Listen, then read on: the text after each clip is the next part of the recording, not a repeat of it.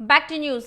రాష్ట్ర మంత్రి జూపల్లి కృష్ణారావు ఇవాళ బాసరాలోని జ్ఞాన సరస్వతి దేవస్థానాన్ని సందర్శించి సరస్వతి అమ్మవారిని దర్శించుకున్నారు.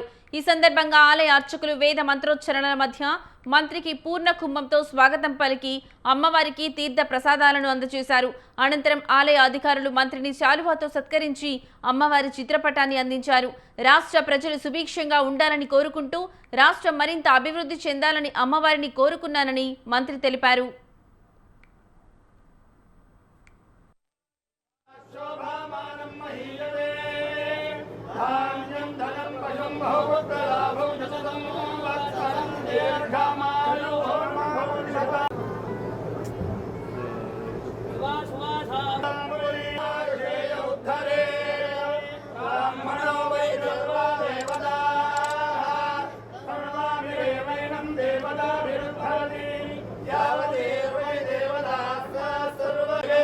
नमस्कुर्यान्न